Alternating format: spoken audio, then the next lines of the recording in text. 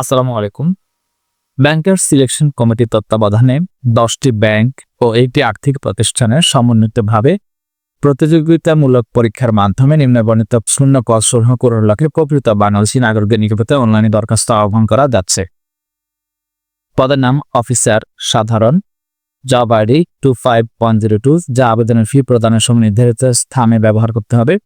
পদ সংখ্যা কম বেশি হতে পারে। সর্বমোট 1880টি, যার মধ্যে সোনালী ব্যাংকে 226টি, রূপালী ব্যাংকে 30টি, বাংলাদেশ ডেভেলপমেন্ট ব্যাংকে 139টি, বেসিক ব্যাংকে 50টি, কৃষি ব্যাংকে 1289টি, রাজশাহী কৃষি ইউনিয়ন ব্যাংকে 48টি, Bangladesh house building finance corporation 20টি, কর্মসংস্থান ব্যাংকে 8টি, আনসার বিডিপি উন্নয়ন ব্যাংকে 33টি, প্রবাসী কল্যাণ ব্যাংকে 20টি এবং পল্লী সঞ্চয় ব্যাংকে 17টি পদ।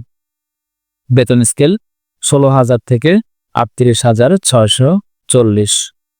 শিক্ষাগত যোগ্যতা যে কোনো স্বীকৃত বিশ্ববিদ্যালয় হতে যে কোনো বিষয়ে স্নাতকোত্তর ডিগ্রি অথবা 4 বছর মেয়াদী স্নাতক সম্মান ডিগ্রি থাকতে হবে, অর্থাৎ অনার্স অথবা মাস্টার্স কমপ্লিট লাগে।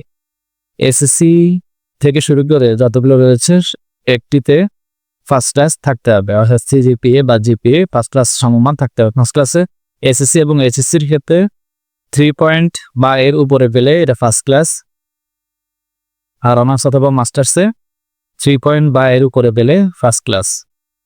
1/7/2025 তারিখে প্রার্থীর বয়স সর্বনিম্ন 21 বছর, সর্বোচ্চ 32 বছর হতে হবে।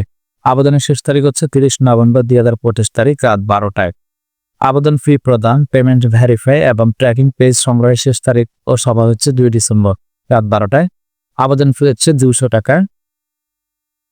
যারা কোটা ব্যবহার করবেন অনগ্রসর নাগরিক গোষ্ঠীভুক্ত তাদের জন্য হচ্ছে 50 টাকা। ওয়েবসাইট হচ্ছে erecruitment.bb.org.bd। এই ওয়েবসাইট থেকে অনলাইনে আবেদন করতে হবে। তারপর গুগলে গিয়ে সার্চ করবেন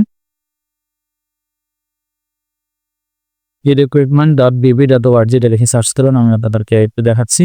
এই ওয়েবসাইটে আসার পর এখানে অ্যাপ্লাই অনলাইন নামে একটা অপশন পাবেন, এখান থেকে অ্যাপ্লাই অনলাইনে ক্লিক করবেন। করার পরে দেখুন অফিসার জেনারেল পদ হচ্ছে 1880, ডান পাশে অ্যাপ্লাই অনলাইন এই অপশনটাতে ক্লিক করবেন। এই অপশনটাতে ক্লিক করার পর আপনার যদি আগে জব আইডি থাকে তাহলে জব আইডেন্টিফিকেশন নাম, সিবিআই আইডেন্টিফিকেশন নম্বর থাকলে সেটা বসিয়ে পাসওয়ার্ড দিয়ে সাবমিট ক্লিক করে শুধুমাত্র ব্যাংকের নামগুলো চয়েস দিলেই সাবমিট করলেই হয়ে যাবে। এরপরে পেমেন্ট করতে পারবেন। আর যদি আপনি একেবারে সম্পূর্ণ নতুন হয়ে থাকে তাহলে রেজিস্টার নাও এই অপশনটাতে ক্লিক করবেন, করে এখানে প্রয়োজনীয় সকল তথ্য ফিল আপ করবেন। করার পর এখানে ব্যাংকগুলো সিরিয়ালে আপনি দিয়ে দিতে হবে, 11টা সবগুলো দিতে হবে। এবার আপনার পাসওয়ার্ড আপনার মতো দিবেন।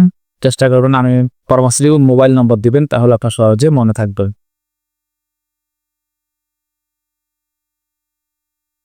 তারপরে এভাবে আপনাদের আবেদনটা কমপ্লিট করতে পারবেন। আবেদনের ফি সম্ভবত রকেটের মাধ্যমে পেমেন্ট করা হয়, রকেটের মাধ্যমে পেমেন্ট করতে হবে। ছবি লাগবে, সিগনেচার লাগবে, ভোটার আইডি অথবা তার ভোটার আইডি লাগবে।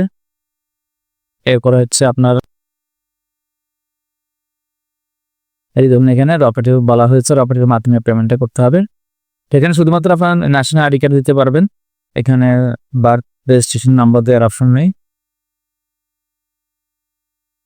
আর এখানে আরেকটা বিষয় লাগে, সেটা হচ্ছে এসএসসি এইচএসসি অর্থাৎ আপনার রেজাল্ট প্রকাশ হয়েছে কত তারিখে, এই তারিখটা এখানে লাগে, এটা এখানে বসাতে হয়।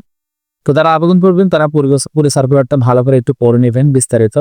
এখানে আবারও বলছি, শুধুমাত্র যারা অনার্স এবং মাস্টার্স কমপ্লিট করেছেন শুধু তারাই এখানে আবেদন করতে পারবেন। সকল জেলার নারী পুরুষ উভয়ে আবেদন করতে পারবেন।